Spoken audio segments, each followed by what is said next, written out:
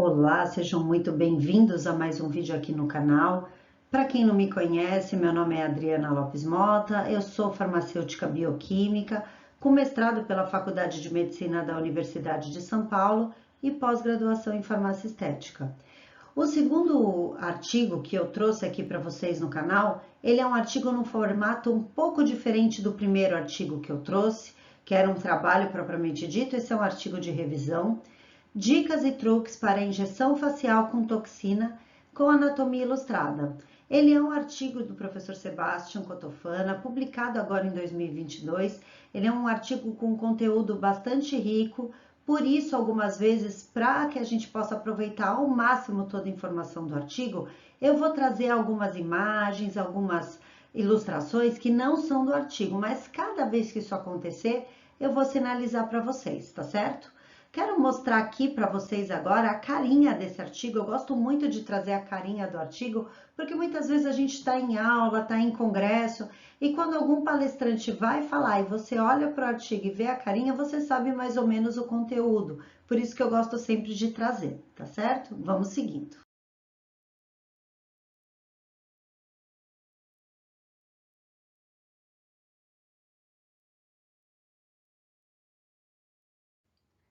Então, para a gente ir construindo aqui o conhecimento e tudo que a gente precisa para a compreensão completa desse artigo, o autor vai trazendo alguns conceitos iniciais que são bem importantes. Então, qual o primeiro deles?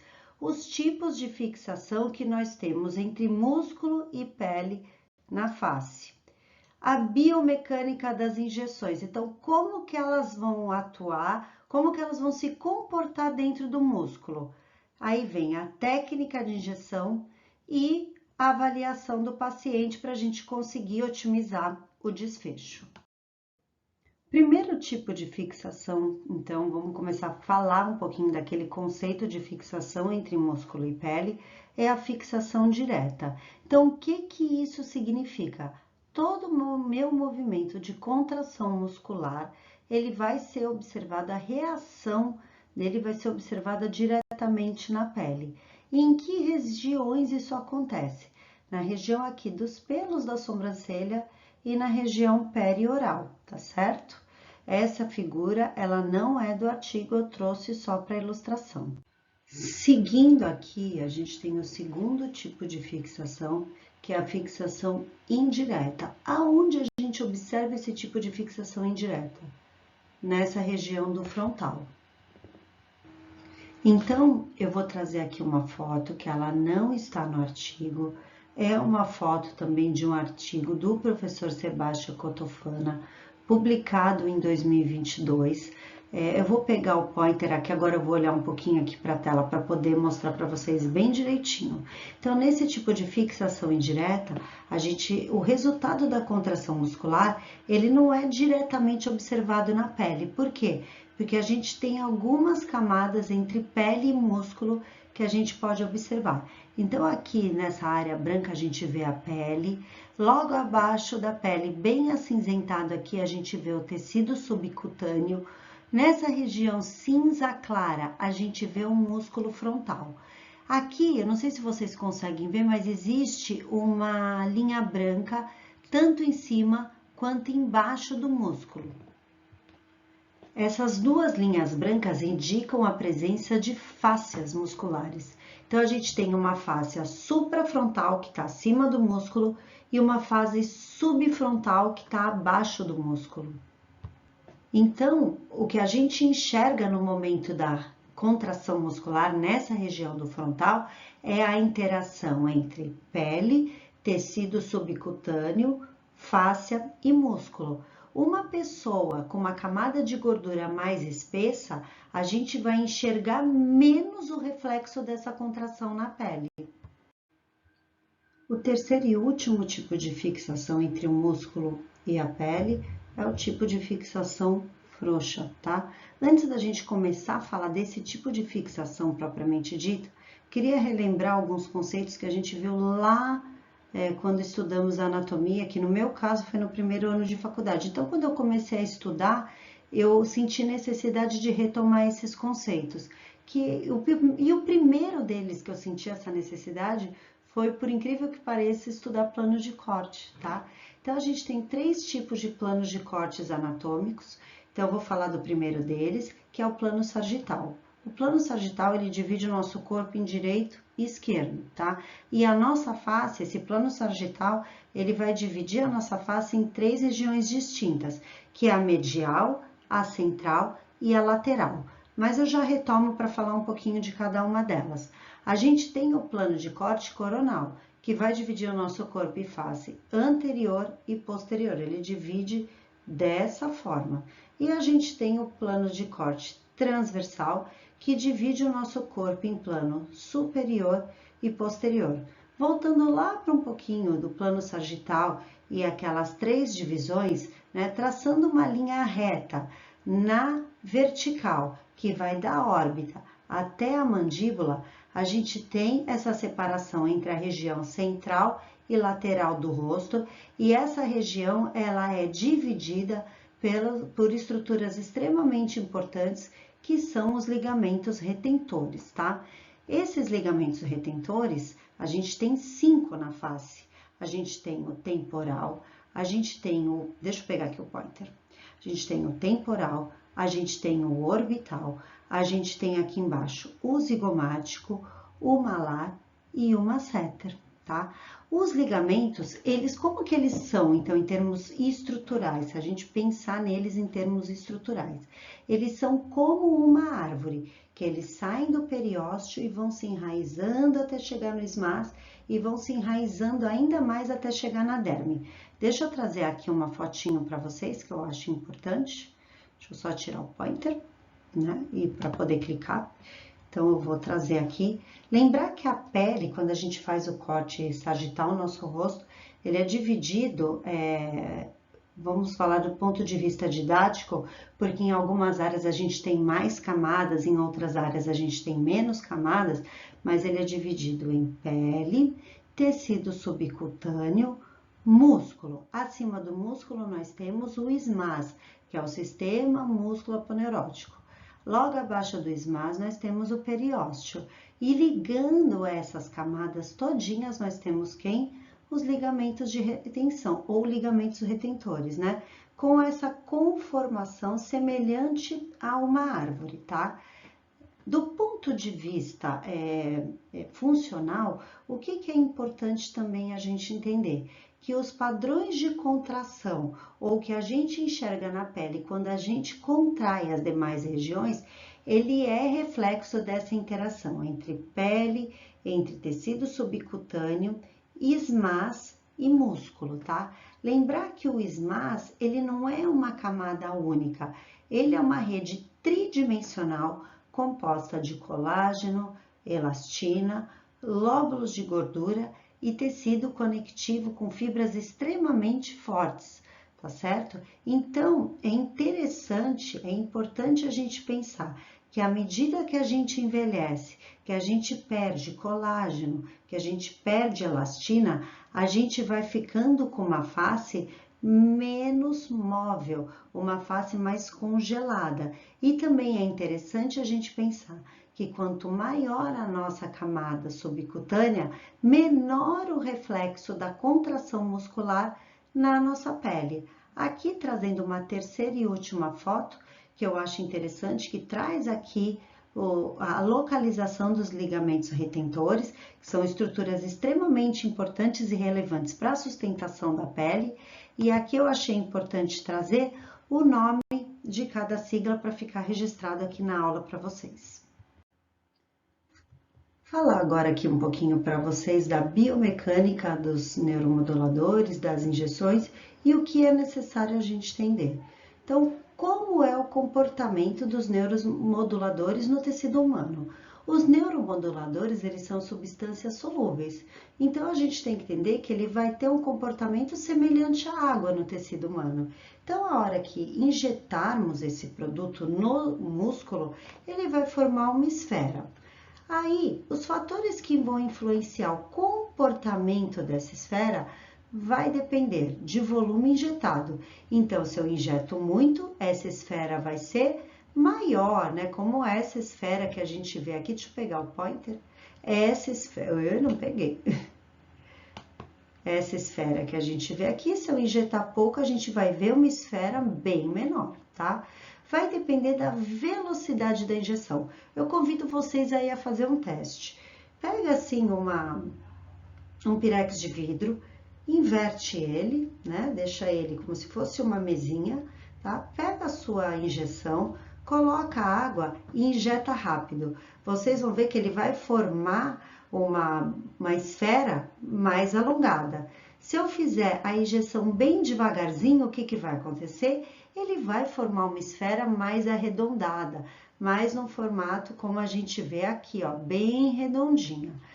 Agora, profundidade da injeção, camadas anatômicas atingidas, direção e orientação da agulha e fluxo retrógrado, eles são conceitos que caminham juntos.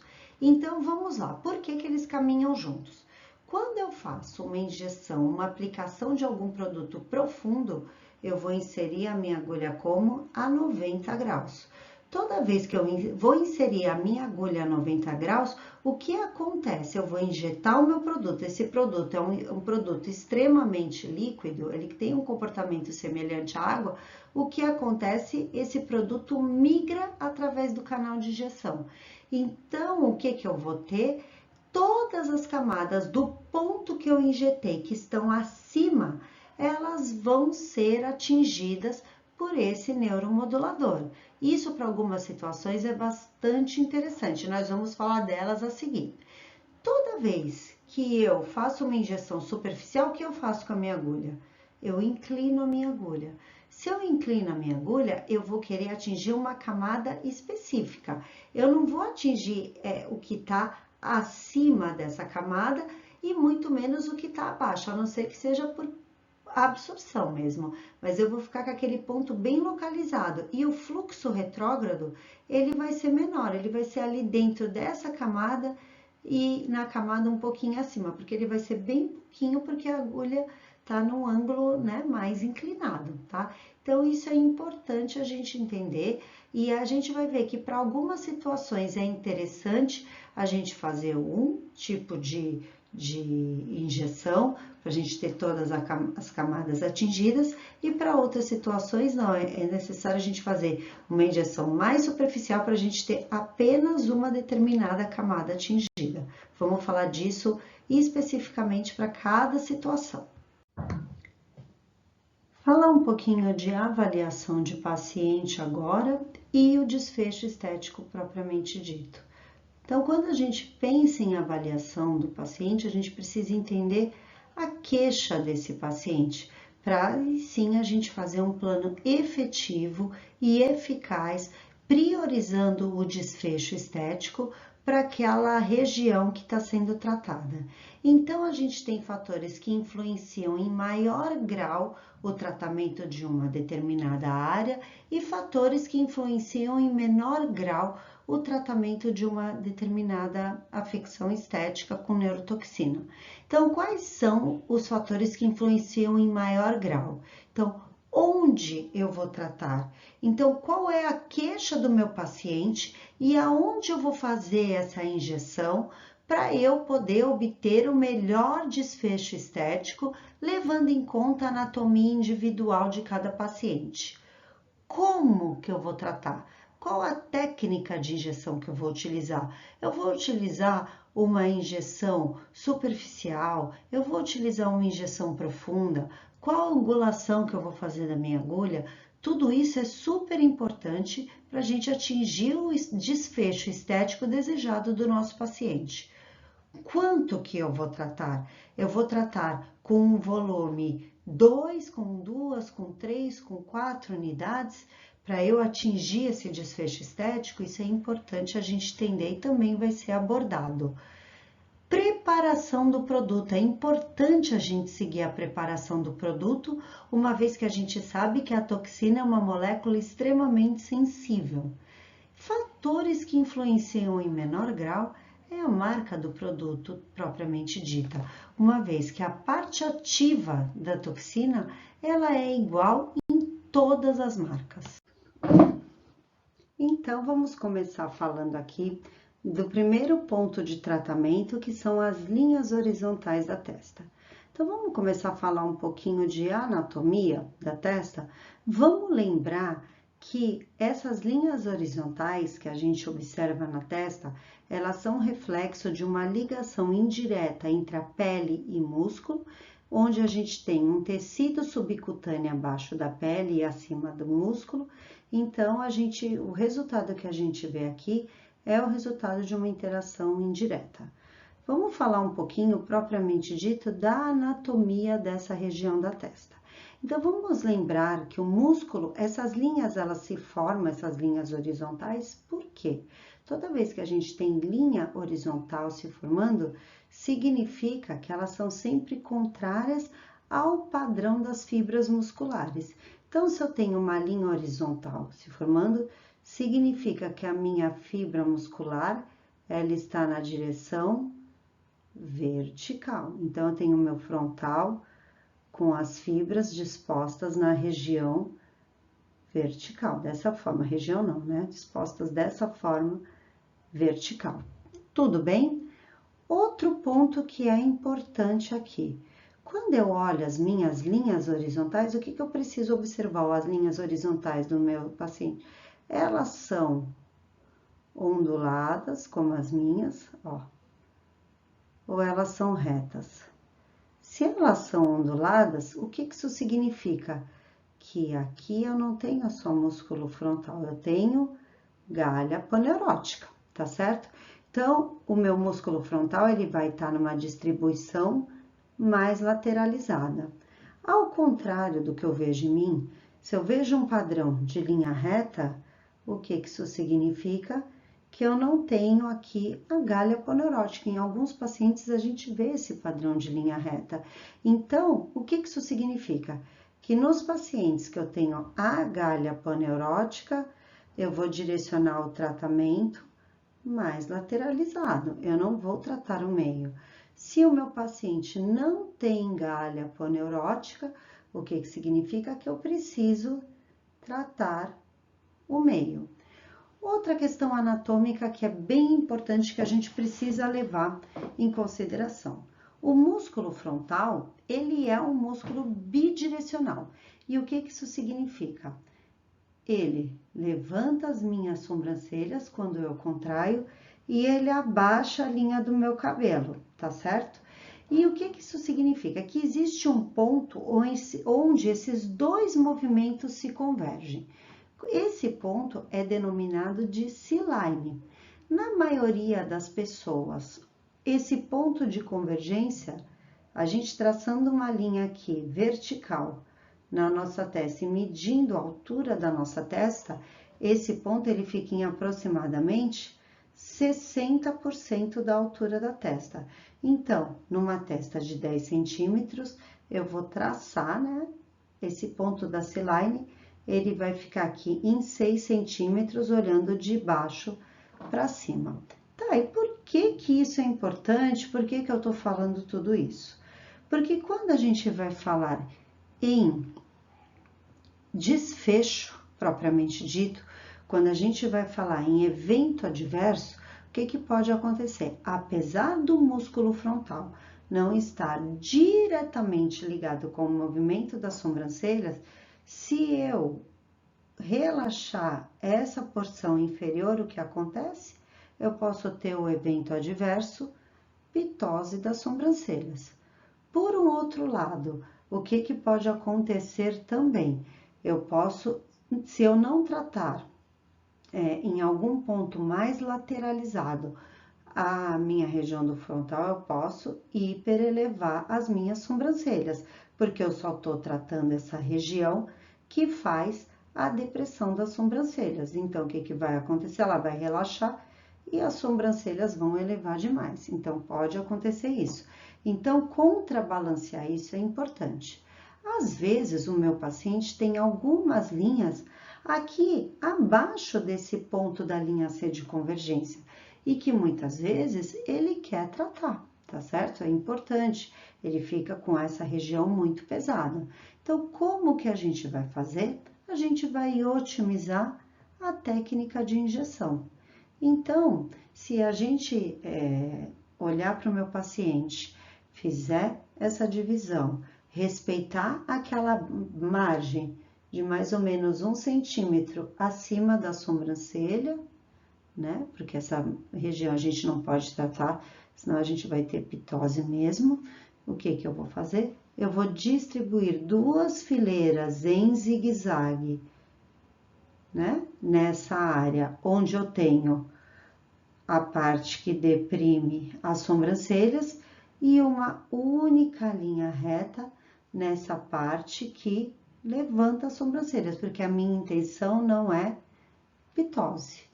Qual a quantidade que eu vou usar? Deixa eu pegar o pointer aqui. Nessa região aqui de cima, eu posso usar mais ou menos de 2 a 5 unidades por ponto, mais em homem, porque o músculo é mais espesso, a gente vai ter mais fluxo retrógrado, e eu vou fazer a injeção em 90 graus aí nesse ponto. Por quê? Porque eu quero afetar todas as camadas, desde lá de baixo do músculo, parar bem lá embaixo do músculo, e até chegar aqui na pele sobrejacente. Então, parar todo o comprimento do músculo. Nessa região aqui, eu quero que a minha injeção fique mais localizada. Por quê? Porque eu não quero que ela desça, né? Eu não quero que ela venha em direção às minhas sobrancelhas, principalmente por causa da margem de segurança. Então, o que que eu vou fazer? Nessa área aqui, eu vou fazer injeções mais superficiais, com a minha agulha mais inclinada, para evitar o evento adverso de pitose, tá certo? Nessas regiões, eu vou tratar com meio a 2 unidades por ponto, segundo o artigo, tá? Vou falar agora um pouquinho de segurança, tá? Então, toda vez que eu quero evitar a pitose, eu evito também tratar essa parte inferior à C-line. Toda vez que eu hiperelevar as sobrancelhas, eu preciso pensar na lateralização dos pontos. Falar um pouquinho agora, né? Então, mostrando aqui um pouquinho daquilo que eu já falei, do risco, né?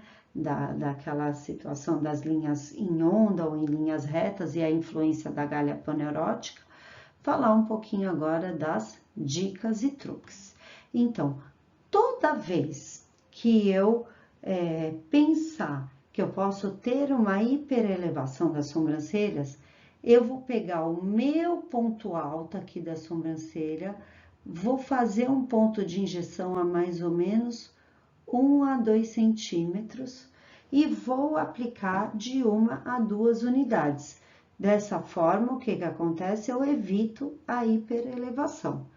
Por outro lado, para evitar, quando eu tenho um paciente também, que é uma coisa interessante, com essa linha do cabelo muito curtinha, né? Então, uma testa muito pequenininha, porque eu tenho a linha do cabelo muito baixa, eu posso fazer pontos no couro cabeludo, aqui posterior, e tratar com 1 a 2 unidades para que esse couro cabeludo relaxe e desça um pouquinho mais, tá certo? Bom, falar agora um pouquinho das linhas glabelares, que são as linhas que aparecem nessa região entre os olhos, tá? Que é uma queixa de muitos pacientes. Começar a entender um pouquinho da anatomia dessa área é bem importante. Então, a primeira coisa, toda vez que a gente fala de linhas verticais nessa área aqui, ó, acho que dá para ver aqui, eu quero chegar bem pertinho da câmera. Toda vez que a gente fala de linhas verticais, é resultado do padrão de contração que é referente aos músculos corrugadores. Os músculos corrugadores, eles são aqui nessa região bem abaixo dos pelos da sobrancelha e as fibras aparecem dessa forma, tá? E do músculo orbicular dos olhos, onde a gente tem as fibras aparecendo dessa forma e dessa forma, certo? Toda vez que a gente tem essa linha horizontal aqui, ela é reflexo principalmente do prócero. Prócero, ele é um músculo triangular que as fibras estão dispostas dessa forma. Por isso que a linha aparece da forma aqui horizontal. Tudo bem até aí? Então, mostrando aqui um pouquinho para vocês, tá? Falar um pouquinho agora da anatomia do músculo propriamente dita.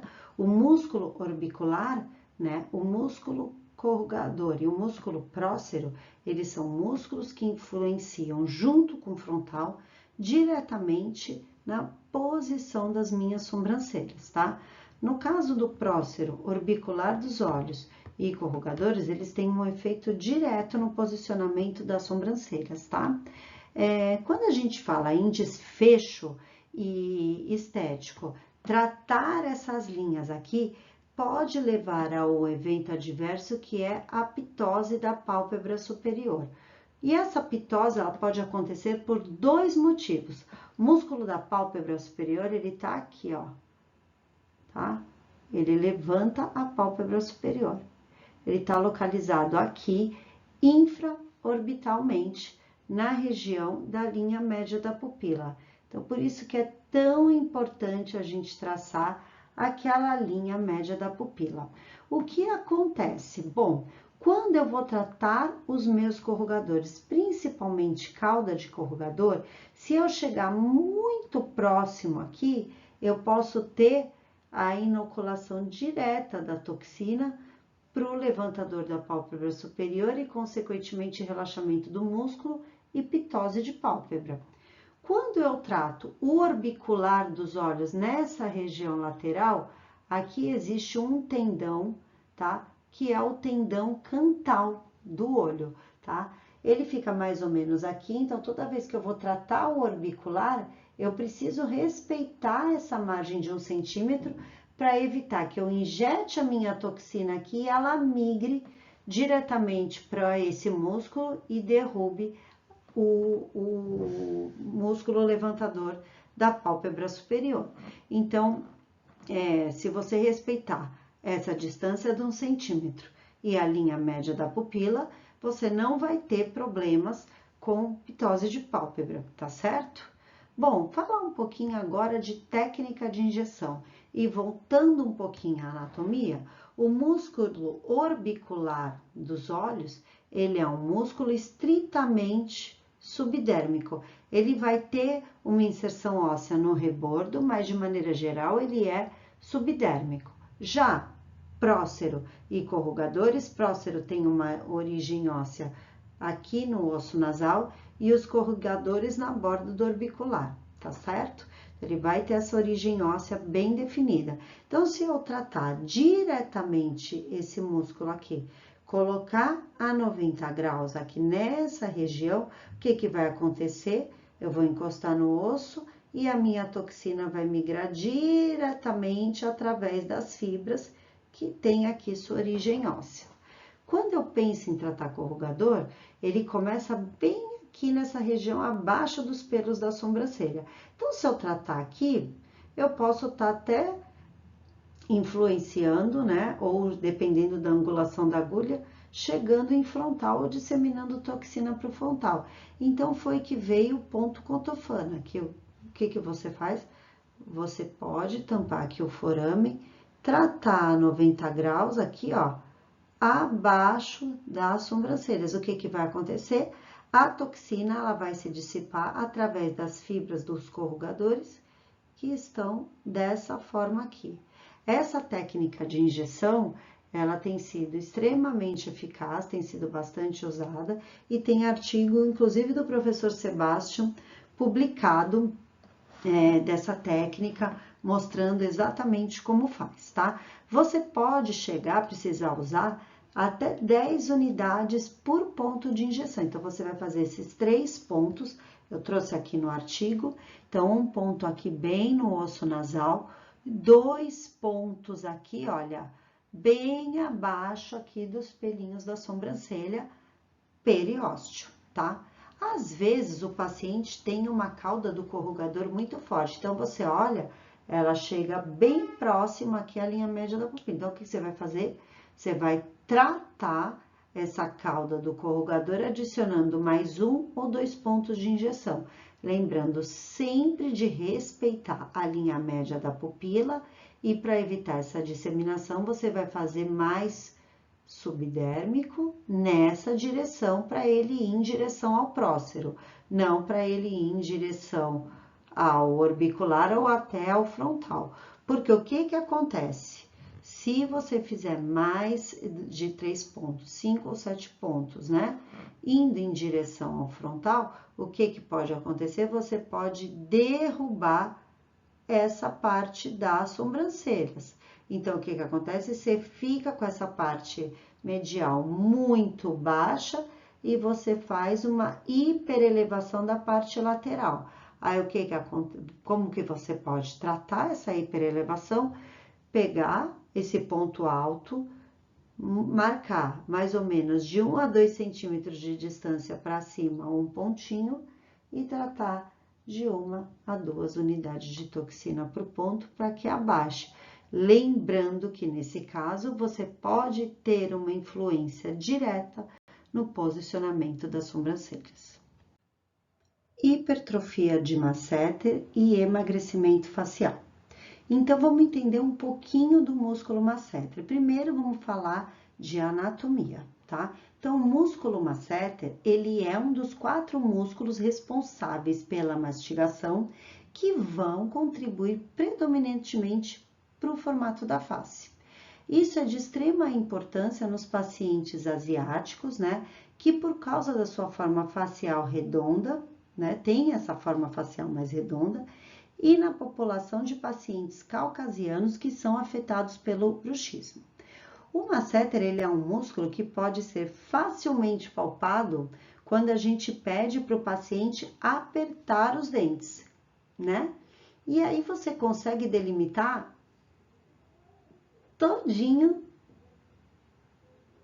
aqui os limites do músculo, tá? Então, você consegue ver direitinho aonde o músculo está colocado. E aonde ele fica anatomicamente falando? Ele fica localizado bem aqui no ângulo da mandíbula, tá certo? Então, é importante a gente ver. O músculo masseter, ele é composto por 2 ventres, tá? Então, um ventre superficial e um ventre profundo. Esses 2 ventres, eles são separados por um tendão intramuscular que é extremamente forte, tá? Então, muitas vezes, quando você trata o masseter, esse tendão, quando você faz a injeção, ele pode inibir a distribuição retrógrada do produto, tá? Pro ventre mais superficial, tá certo? Quando isso acontece, o que que vai acontecer? Eu vou ter um abaulamento do masseter como consequência de uma administração ou insuficiente ou uma não migração desse produto para esse ventre mais superficial. E aí, o que que eu vou ter? Eu vou ter uma hipertrofia do ventre superficial e, consequentemente, quando você morder, esse masseter vai parecer ainda maior, tá? Então, esse não é um efeito desejado. É muito importante, tá? Além disso, o que que a gente precisa entender para realizar a técnica de injeção com segurança? Bom, vou colocar mais uma fotinho, tá? O músculo masseter, ele tá aqui em cima, passando sobre ele, a gente tem um músculo risório, que é responsável por fazer, né? Ele ajuda no sorriso. E aqui abaixo dele, a gente tem quem? O músculo platísmo. Então, acima, risório, aqui, ó. E abaixo, o músculo platísmo, tá certo? Então, o que que acontece se por uma injeção, né, mais superficial ou até por uma injeção que eu não tenha usado uma agulha grande o suficiente, que eu não tenha chego lá no ventre profundo do músculo, atingido superficial por um fluxo retrógrado, o que que eu posso fazer? Eu posso, se eu fizer uma administração mais superficial, eu posso atingir o músculo risório platísmo. Se eu atingir o músculo risório, o que vai acontecer? Eu posso ter um sorriso assimétrico, né? Porque eu vou relaxar esse músculo, eu vou sorrir só de um lado, de repente, se do outro lado eu fiz certo. Ou até, se eu atingir o risório dos dois lados, eu perco a capacidade de sorrir. Então, é primordial a realização da técnica com segurança, tá? Vamos falar um pouquinho da técnica agora. Para eu realizar a técnica com segurança, o que eu preciso fazer? Primeira coisa, eu preciso de uma agulha longa, uma agulha comprida, com pelo menos 23 milímetros de comprimento, uma agulha 30G com 23 milímetros de comprimento. Alguns autores relatam você fazer uma injeção central e 4 pontos de injeção nos limites do músculo. E existe um artigo mais recente que fala de uma única injeção no ponto central. Esse artigo fez uma comparação entre as duas técnicas e não viu diferença no desfecho. Então, é sempre interessante a gente pensar em administrar o produto de uma única vez para evitar uma série de injeções no mesmo paciente. A quantidade é de aproximadamente 40 unidades para tratar esse abaulamento, né, essa hipertrofia de masseter. Falar um pouquinho aqui de dicas e truques durante o tratamento de hipertrofia do masseter. É importante a gente entender que muitas vezes quando a gente trata o masseter, a gente tem uma hipertrofia da região da têmpora. Então, muitas vezes é necessário você fazer o tratamento da têmpora com uma técnica de injeção de 3 pontos também a 90 graus, a nível de periósteo, para você evitar o abaulamento da região temporal.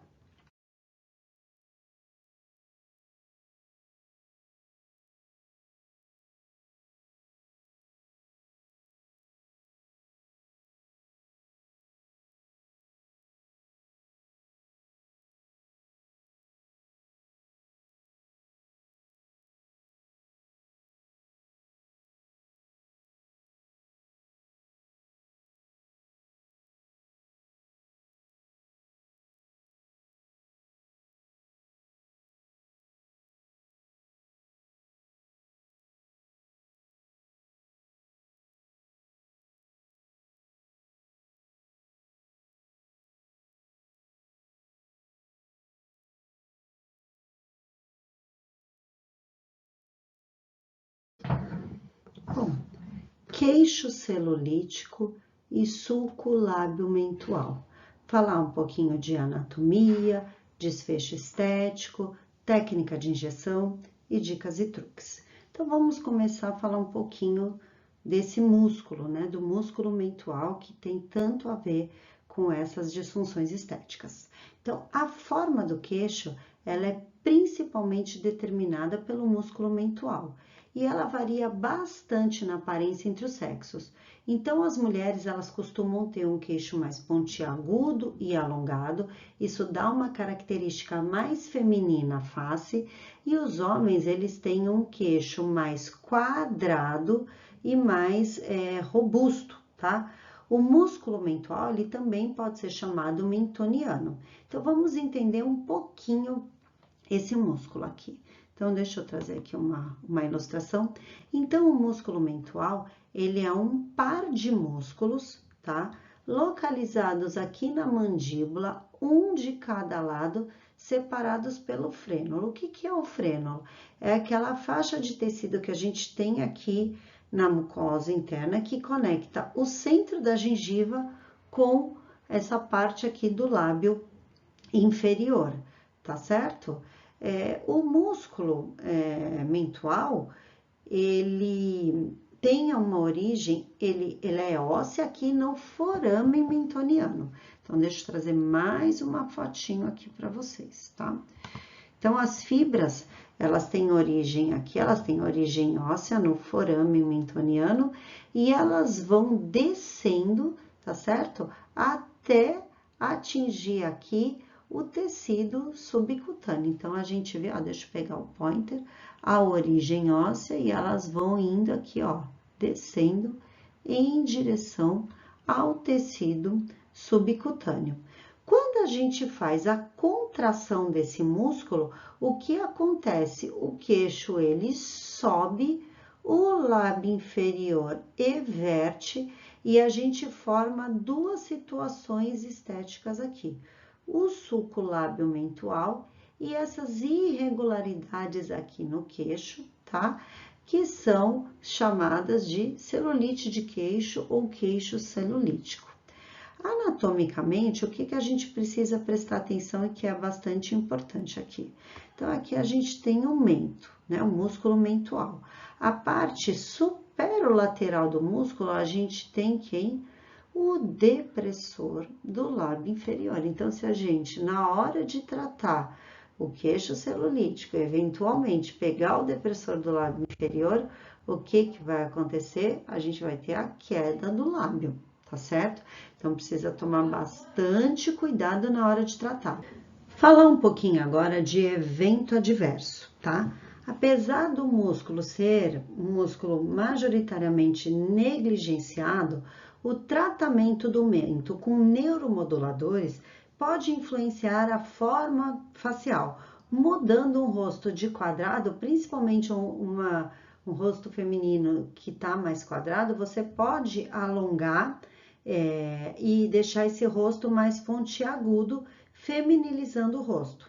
Alongar o queixo também pode influenciar na posição do lábio inferior e suavizar o sulco lábio mandibular, que a gente tem aqui, lábio mentual, desculpa. Além disso, utilizando os neuromoduladores, aqui no queixo, a gente pode suavizar as ondulações e melhorar a superfície na pele durante a contração muscular, tá? E aí, o que acontece? Você pode realizar uma injeção de preenchimento de tecidos moles para procedimentos mais masculinizantes, onde você queira masculinizar um rosto, enfraquecendo a injeção, a tensão desse músculo, tá? A injeção incorreta, né, nesse músculo, ela pode atingir quem? O depressor do lábio inferior, levando eventualmente a possíveis assimetrias, tá certo? Bom, vamos falar um pouquinho de técnica de injeção, tá certo? Então, vamos pensar um pouquinho nas afecções. Então, se eu quiser alongar um queixo e suavizar esse sulco lábio mentual e também enfraquecer a atividade desse músculo, porque tem gente que fica constantemente contraindo esse músculo, eu devo fazer uma injeção na linha média desse músculo de 3 a 5 unidades em contato direto com o osso. Por quê? Porque ele tem a sua origem aonde? Ali no forame mentual, tá? E aí ele vai descendo as fibras e indo em direção ao tecido subcutâneo, tá certo? Isso pode ser dividido em 2 pontos de injeção na presença de um queixo mais largo. Para tratar aqueles furinhos, né, aquelas celulites de queixo, a gente pode fazer da seguinte forma: pedir para o paciente fazer a contração, marcar os pontos e aí fazer injeções mais subdérmicas de 1 a 3 unidades administradas por ponto, tá certo? E assim, a dose total de 3 a 6 unidades, ela não deve ser excedida, tá certo? É importante fazer as injeções no centro do mento para evitar a difusão do produto lateralmente para onde? Para o depressor do lábio inferior e, consequentemente, levar a simetrias. Em pacientes com um queixo mais longo, deve-se adicionar um ponto de injeção inferiormente. Para quê? Para evitar que a parte inferior do músculo mentual contraia e crie um resultado estético indesejado, tá certo? Quando você faz nessas outras regiões. Falar um pouquinho agora das dicas e truques que ele traz no artigo. Então, ele fala principalmente que você deve comunicar ao paciente, tá certo?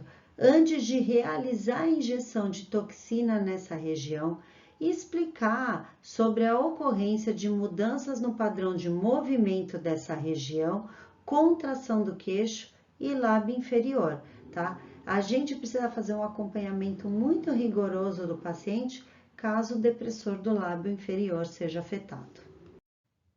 O último tratamento que ele traz no artigo é o contorno da linha mandibular, que é de grande importância para aumentar a atratividade facial e amenizar os sinais do envelhecimento em ambos os sexos, tanto em homens quanto em mulheres. O resultado da melhora do contorno facial da linha da mandíbula, ela depende de alguns pontos. Primeiro lugar, tônus do platisma, que é esse músculo que pega toda essa região aqui do contorno da mandíbula, desce através do pescoço, chegando até o colo, tá certo? Principalmente o tônus desse músculo no repouso. Se o tônus desse músculo for muito forte no repouso, a tendência é que ele deprima toda a nossa face, tá? O músculo platisma, ele é um músculo grande, ele é um músculo fino, localizado bem superficialmente, tá certo? Ele conecta a porção superior do depressor do lábio inferior e ao modíolo. O que é o modíolo? Tá? Ele é uma zona irregular onde a gente tem tecidos densos, compactos e completamente entrelaçados entre 8 músculos que eu destaquei aqui nessa foto em verde, tá certo? E ele se estende até além aqui do ângulo da mandíbula, então ele pega toda essa região que vem aqui, tá certo? Aqui através do, começando no ângulo da mandíbula e chegando aqui até o depressor do lábio inferior, tá? Esse grande músculo aqui no terço médio, ele é contínuo com o ismás. Lembrando que o ismás, ele é o sistema músculo aponeurótico, é uma rede tridimensional composta de colágeno, composta de elastina, composta de fibras fortes de tecido conectivo e de lóbulos de gordura, que conecta todo o terço médio e ajuda a manter a nossa face num padrão ele faz o levantamento aqui do nosso terço médio, ele dá volume para o nosso terço médio, tá? É importante entender que o platisma, ele é o maior músculo depressor da face, tá? Então, a guerra entre os músculos depressores e levantadores, ela acaba ficando perdida para o platisma, tá? Então, antagonizar essa característica depressora desse músculo vai melhorar não só o contorno do rosto, como também o volume do terço médio facial, tá certo? Porque vai reduzir a tensão muscular que está sempre agindo, deprimindo, diminuindo o volume muscular e deixando aqui o nosso contorno irregular da mandíbula, tá certo? Então, o que acontece quando a gente trata? A gente tem toda essa região aqui subjacente do músculo masseter com uma projeção mais definida, tá certo? Isso é muito importante para trazer uma face mais jovial, tá? Falar um pouquinho agora dos eventos adversos, tá? A injeção profunda, principalmente nessa área aqui do sulco lábio mandibular, pode atingir o músculo depressor do lábio inferior e causar assimetrias importantes, tá? Então tem que tomar bastante cuidado. Como que a gente faz a injeção aqui dos neuromoduladores? Então, a gente vai pegar uma agulha 30G, vai realizar 4 pontos de injeção subdérmica a partir do masseter, a 1 centímetro aqui da linha da mandíbula, e o ponto mais medial, ele tem que estar a 1 centímetro distante da comissura labial. Então, você vai pegar, marcar a comissura labial, dar 1 centímetro, marcar o limite do masseter e distribuir 4 pontos, tá? A dose, ela pode variar de 2 a 4 unidades por ponto, num total de 8 a 16 unidades por lado, tá? Uma coisa importante que ele fala, se o sulco lábio-mandibular, que é a nossa famosa linha de marionete, for forte, uma dosagem maior deve ser selecionada para esse ponto aqui mais medial. Mas, como já descrito anteriormente, ele tem que ser feito de uma forma bem cuidadosa, o ideal até que a gente coloque o bisel da agulha, né, direcione a agulha para esse lado, né, para o lado mais em direção ao masseter, para evitar que o músculo depressor do ângulo da boca seja afetado. Pacientes com as bandas platismais aqui muito evidente, também devem ser tratadas essas bandas platismais, porque assim você melhora o contorno da mandíbula como um todo. Vou falar um pouquinho agora do follow-up. O início efetivo do tratamento com toxina ele é esperado após 3 dias. Ele tem o seu pico, o seu pleno aparecimento entre 10 e 14 dias após o tratamento.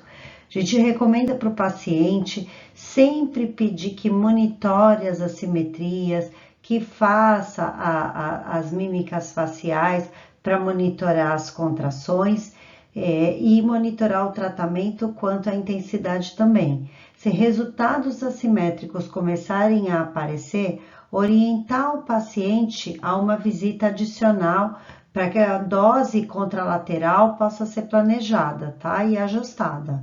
A documentação, ela deve ser sempre anexada ao prontuário. O resultado dessa documentação deve conter imagens bidimensionais ou tridimensionais, tanto no repouso quanto durante a contração máxima. É de fundamental importância ter a documentação, principalmente de posição de sobrancelha no repouso e na contração máxima. Se o paciente perceber que o tratamento do músculo frontal foi muito intenso, com relato de dificuldade palpebral durante o movimento, o artigo coloca que a radiofrequência pode ser aplicada na área periorbital para reduzir os efeitos dos neuromoduladores. Bom, queria terminar aqui pedindo para que vocês deixem suas dúvidas nos comentários, eu vou respondendo sempre que possível. Para me conhecer melhor, eu deixei aqui o meu Instagram, que é o Drilo Mota. Acompanhe as novidades no canal, se inscreva, ative o sininho, tire suas dúvidas e compartilhe essa aula com os seus amigos. Muito obrigada!